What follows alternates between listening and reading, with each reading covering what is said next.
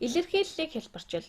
Хасах 1-ийг үржих нь дөрвөлжин хаалтанд хасах 7 дээр нэмэх нь 2-ыг үржих нь дугуй хаалтанд 3 дээр нэмэх нь 2. Тэгээд хасах нь хаалтанд 5-ын 2 зэрэг гэсэн бодлого байна. За энэ маань үйлдэлийг дарааллын дагуу гүйцэтгэх бодлого байна тийм үү? Тэгэхээр үйлдэлийг дарааллын дагуу бодно гэхээр яах вэ? Бүгдөө үйлдэлийн дараалал эргэн саная. Хамгийн түрүүнд хаалтыг эхэлж боддог тийм ээ. Хаалтан доторхыг эхлээд бодно. Дараа нь зэрэг дэвшүүлэхийг бодно. Зэрэгт дэвшүүлэх. Энэ илэрхийлэлт маань зэрэг орсон байгааг харж байгааз. Тэгээд дараа нь үржих хуваах үйллээ бодно. Хамгийн сүүлд нь нэмэх хасах үйллээ гүйцэтгэнэ. Ингээд энэ бодлогын хариуг олох гээд үзэх үү. За эхлээд хаалтанд байгаагаа бодъё. Хаалтанд 3 дээр нэмэх нь 2 гэж байна. Үнийг бодвол 5 гарна. Бусад хаалтанд байгаа зүйлсээ мөн бодоод гаргачих юм. Энд хасах 5-ын квадрат зэрэг байна.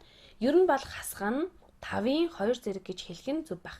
Хасах үйлдэлээ хийхин өмнө зэрэгээ бодох ёстой тийм ээ. Ингээд 5-ын квадрат гэдгийг 25 гэж бичиж болно. За нэг дор хэтэрхий олон үйлдэл хийгээд явах уу? Энэ илэрхийллийг хэлбэрчилбэл хасах 1 дөрвөлжин хаалтанд хасах 7 дээр нэмэх нь 2-ыг үржих нь 5. 2-ыг үржих нь 5 тэгээд дөрвөлжин хаалтаа хаагаад хасах нь 25 боллоо. Одоо үржүүлэхээр та нар энэ хаалт байна штэ. Яагаад хаалтаа эхэлж болохгүй байгаа юм бэ гэх бах л та. Хаалтан дотор байгаа зүйлийг дэж үзвэл ердөөл хасах талаа байгаа шүү дээ. Хаалт байсан байгаагүй ямар ч ялгаагүй тул хасах 7 хэвээр үлдээхэд гэмгүй. Ямар нэг үйлдэл хийхийн өмнө бүгдээрээ эхлээд энэ доторхыг бодож гаргах хэрэгтэй. Хасах 1-ээр гишүүнлэн үржүүлж болно л доо. Гэтэ үйлдэлийг гүйцэтгэх дарааллын дагуу хийцгээе. Ямар тааж энэ хэсгийн утгыг эхлээд бодъё. Нэмхийн өмнө үржүүлэх үйлдэлээ хийн тэ. 2-ыг үржих нь 5 гэж байна. Тэгэхээр 2-ыг үржих нь 5 гэдэг чинь 10. Ингээд өнөө анхны илэрхийлэл маань уул илэрхийллийг ингээд дахин бичээд байх шаардлагагүй л дээ. Гэхдээ энэ удаад багш нь ойлгомжтой болохын тулд доор нь дахиад бичээд явъя. За хасах 1-ийг үржих нь хасах 7. Нэмэх нь 10. Нэмэх нь 10. Тэгээд дөрвөлжин хаалтаа хаагаад хасах нь 25. Одоо үүнийг бодох маш хэлбэр боллоо тийм үү? Хасах 7 дээр нэмэх нь 10 гэхээр за үүнийг тоон шулуун дээр харуулъя. Нэг тоон шулуун зуръя. Хасах 7 энд байгаа. Тэгээд энэ хүртэлх хурд нь 7 гэж ботчих бүгдөө. Түүн дээр 10-ыг нэмнэ гэхээр 10-ыг нэмэхээр баруун тишээ 10 удаа явна.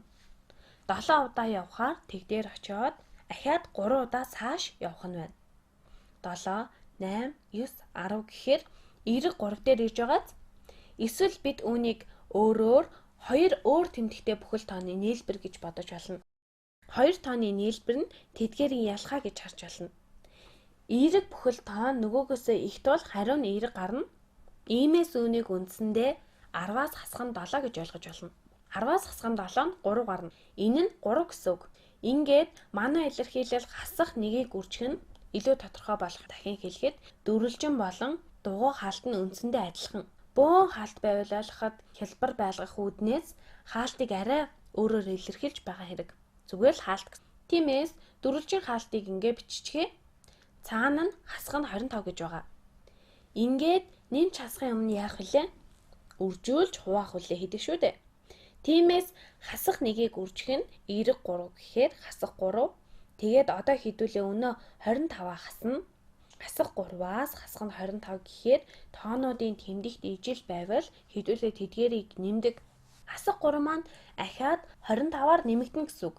Үүнийг хасах тооны чиглэлээр ярих юм бол ахиад 25-аар хасах руу явах нь шүү дээ. Эсвэл 3 дээр нэмэх нь 25 нь 28 гээд хасах тоо ярьж байгаа тул хасах тэмдгийг нь тавиад ингээд энэ нь тэнцүү хасах 28 гарч